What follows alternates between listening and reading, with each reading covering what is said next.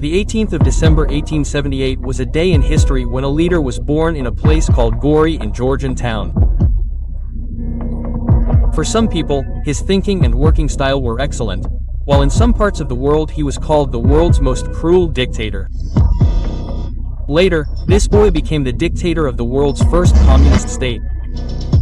He brought industrialization in the Soviet Union and also crushed the world's biggest famine.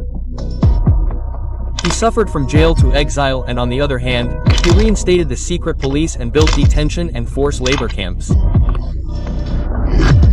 Yes, we are talking about the dictator Stalin, who emerged as the strongest leader of October Revolution Marxism.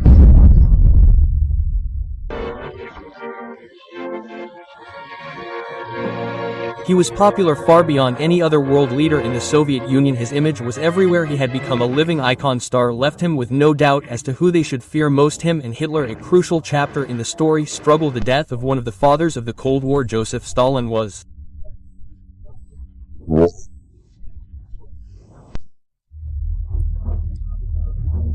born in 1878 in a very poor family in the city of Gori, Georgia, and his childhood name was Joseph Bessariovich Shivli, which he later changed to Joseph Bessariovich Stalin, where Stalin means man of steel. Joseph's father Bessarion Juga Shivli was a cobbler. Although Joseph's mother loved him a lot, but his father was an alcoholic. He used to beat Joseph, often under the influence of alcohol. Stalin's mother was very sad with such behavior of her husband. She was a very religious woman, and she wanted her son Stalin to grow up and become a priest and rise above the social boundaries.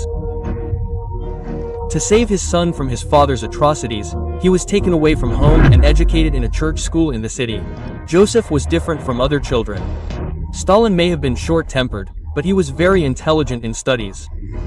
Stalin got admission in the Katsi Theological Seminary School. Here he started reading about Karl Marx and many different revolutionaries, due to which he became so inspired that after some time he declared himself an atheist. Then he left school in 1899. Neither did he ever get a degree, nor did he ever turn back to academics. From 1899, Stalin got completely involved in revolutionary activities. From 1899 to 1901, Stalin worked completely against the Russian Empire. He gave many speeches and gathered workers. Many times he escaped from being arrested. The goal of Stalin's life became to overthrow the Russian Empire by joining hands with leftists and revolutionaries. In 1901, he joined the Russian Social Democratic Party, whose aim was to destroy the Tsar regiment of the Romanov dynasty. In 1901, this party sent Stalin to Batumi, where he was given many tasks for the party. Then in 1902, Stalin worked in the refinery storehouse, where he organized many strikes for the rights of the workers, as a result of which the payment of the workers increased. But due to the continuous strikes and the demands of the workers, the capitalists took the help of the police, and all the revolutionaries and protesters were beaten up badly. However, this did not restore peace, and Stalin again declared a new strike. This time the police showed brutality. Many leftist leaders were arrested. Thousands of people were badly injured. This incident was named Batumi Massacre in history. After this incident, Stalin was also arrested. But by then Stalin's name had become famous in the communist society and in Russia. In 1903, Stalin's case was heard and he was sent to Siberia for 3 years of exile. However, Stalin soon escaped from this exile. With Stalin's coming to the Philippines, there was a big change in his political career. During his exile, in 1903, the RSDLP party split. One of the parties was called Bolsheviks, which was led by Volodymyr Lenin. Stalin was already influenced by Lenin, so he joined this party. Soon a terrible massacre took place in St. Petersburg in which revolutionaries were killed. This day is known in history as Bloody Sunday. After this, Stalin formed a group of leftists which was named Red Battle Squad. The work of this squad was to attack the local police and steal weapons. Then they collected funds, etc. This incident further increased Stalin's influence in the party. After this, in 1905, Stalin was sent by Georgian Bolsheviks to attend the Bolshevik conference in Finland. It was in this conference that Stalin met Lenin for the first time. From 1905 to 1907, Stalin continued to rob banks and also had secret meetings with Lenin several times. Meanwhile, Stalin got married for the first time in 1906. His wife's name was Ekaterina Kito-san. But soon on the 22nd of November 1907, Stalin's first wife died. Stalin said on her death that this woman had melted my stone heart, and now with her death, humanity also died in my life. After his wife's death, Stalin openly got involved in political activities. Stalin started all the work of bank robbery and party funding in a more aggressive manner. Stalin was arrested again on March 25, 1908, and this time after about 8 months of imprisonment, he was again sent to exile in a place called Solovich Gods. Stalin was sent here for 2 years. But on June 24, 1909, Stalin escaped from there and came to Baku and again got involved in party tasks. But Stalin was again arrested on March 23, 1910, and he was exiled back to Solovich Gods. Then finally in 1912, Stalin escaped from there again and got involved in Lenin's work. In 1912, Stalin got the first step of success, when Lenin made him the chairman of the first Central Committee of the Bolshevik Party and the newspaper Pravda. When Stalin got such a big opportunity from Lenin, he became even more dedicated to the party and Lenin. Also, Stalin became one of the most favorite people in the eyes of Lenin. Because Stalin's work and his revolutionary writings again landed him in the trap of arrest, and then on February 30, 1913, Stalin was arrested. This time he was exiled to Korika, a remote village in the Arctic region, so that this time Stalin could not escape.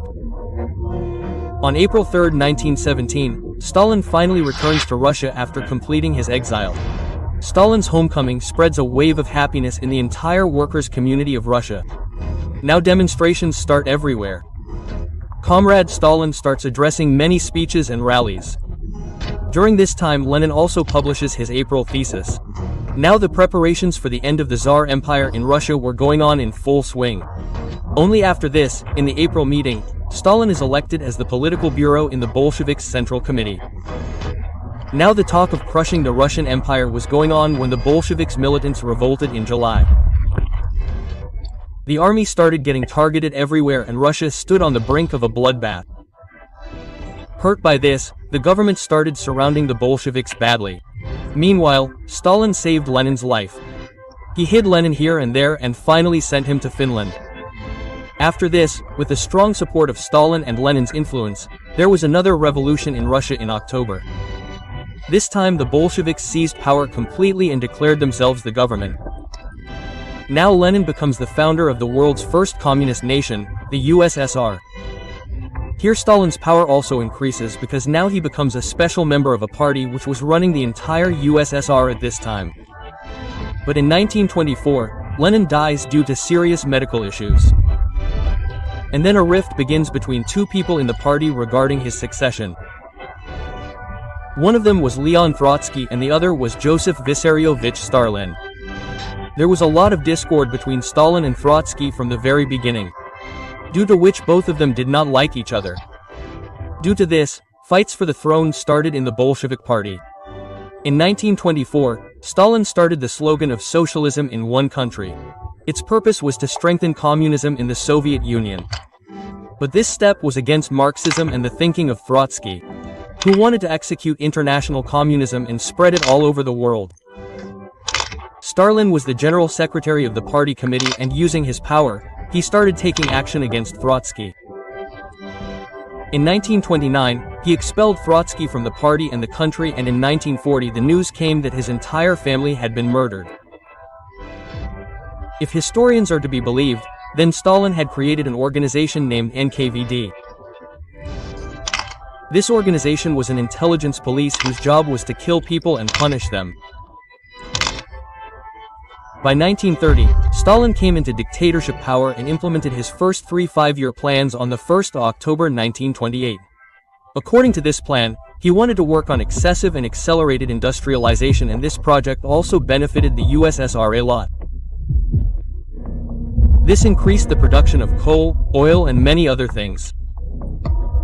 But Stalin needed a lot of food items from the beginning of this plan. due to which he started oppressing the farmers. Like, he started keeping small land groups of farmers under his control by forming groups of them.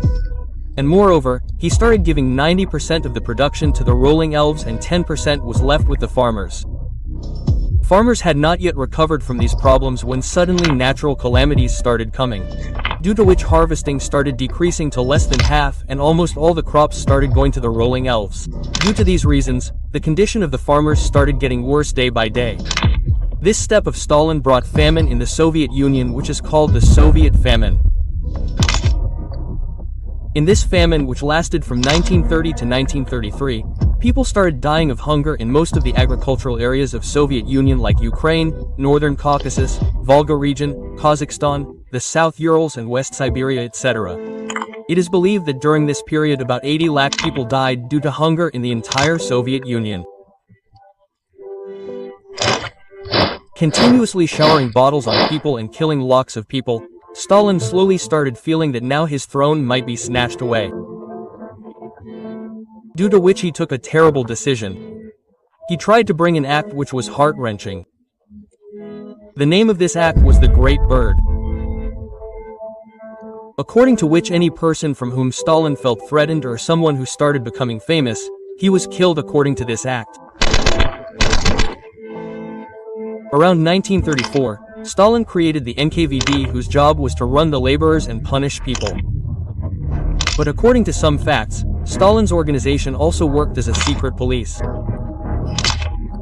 It used to kill all those people who threatened Stalin. Stalin killed 83 out of 103 army generals and 91 out of 149 Central Committee members. Not only this, he killed 10 lakh activists out of 30 lakh of his party. From 1936 to 1938, Stalin formed two such camps in which all those people who were not Stalin's supporters were made to work like laborers, in which many people were put inside jail without food and water in breeding camps, due to which many people died. But an even more horrific scene was seen in the Rose camps. In the Rose camps, people were imprisoned and tortured by making them laborers, and many people were killed every day. This camp was set up in those places where the weather was very harsh, like the Arctic region and Siberia. People were made to work here without food and water. And Applebaum, in his book, Gulag, History of the Soviet Camps, has mentioned that people were kept so hungry inside these camps that sometimes they tried to eat each other. Between 1929 and 1953, the death toll in these camps had reached 4.5 million. World War II began in 1939, and this was the time when the fear of World War II was in the heart of almost all Europeans. In such a situation, Stalin first tried to make an anti-German alliance, but later he signed a pact with Adolf Hitler under which both the Soviet Union and Germany would neither attack each other nor support each other's enemies. In 1940, Stalin joined hands with Hitler, but in the same year, the terror of Adolf Hitler started spreading over the USSR. He attacked the Soviet Union to take control of Russia. But this mistake of Germany costed them heavily when the Soviet Red Army defeated them badly in Stalingrad.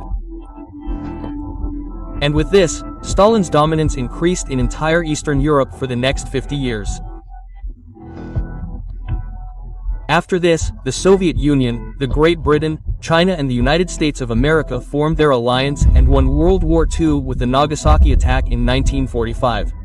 Stalin started living in a small cottage in Moscow in his last few years, where he did not meet many people. But the thing to note is that he often used to invite his 4 special comrades to watch movies and for dinner. Many historians believe that Stalin used to call these 4 not to get rid of depression but to keep an eye on the entire Soviet Union. The names of these 4 special comrades of Stalin were George Malenkov, Stalin's deputy premier Laurentiy Beria, chief of secret police services Nikita Khrushchev, Stalin's successor, and Nikolai Bulgovich, who was Stalin's defense minister. In 1945, Stalin suffered a heart attack for the first time, after which his condition kept deteriorating. When Stalin had a heart attack, the doctor who was treating him was immediately put in jail. After this, in 1951, When a doctor did a routine health checkup of Stalin, he also expressed his concern. But then he was put in jail accusing Stalin of being a spy of Britain.